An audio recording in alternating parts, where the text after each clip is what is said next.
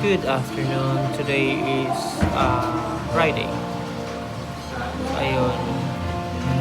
Time check. 2:30. 2:30. Yan na yung pang ulam na tira.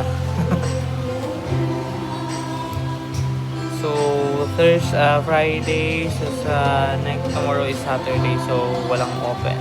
So, lahat ng ito mga ulam yan. Sa gabi.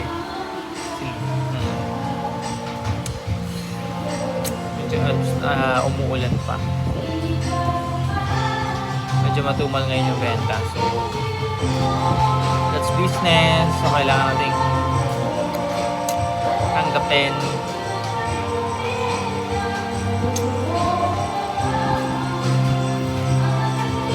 Hopefully, makabawi by Monday. Ayan, nag-video kayo ng kapitbahay na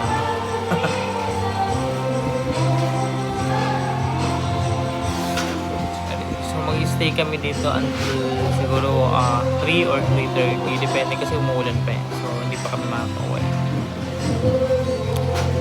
Pakita ko yung labas. Ayan, it's raining. Diyan lang kayo mapasok sa Castro. Ayan. So, walking distance lang naman. May bakery. May mga turon. And then, merong, andyan yung barangay. And this one is gulay, nagbibenta ng gulay. So dyan, sa tapat na yun, meron mga nagbibenta ng ulam dyan.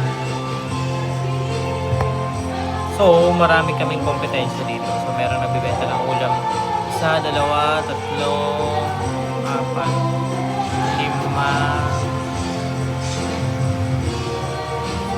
5, 5, pang 6 kami sa nagbibenta ng ulam. So struggle is real. Pero laban. Yung mga ano naman, yung mga lalo malakas yung ulan. Usually naman lahat ng mga natirang ulam sinuulam namin paggabi, and then pag hindi naubos din, inabot ng umaga. Pero usually hindi talaga or hindi talaga namin siya binabalit yung mga ulam. So lahat ng mga ulam within this day, dapat makonsume siya ng this day or kinabukasan ng hindi. Pero hindi siya ulit ng benta kasi it's for ano lang din eh. Mahirap na kasi nasa food industry tayo. So, hindi mo kilala kung iba-iba kasi tayo ng hand. So, pwede sa akin, hindi pwede sa'yo, pwede sa'yo, hindi pwede sa akin. Yan lang. So,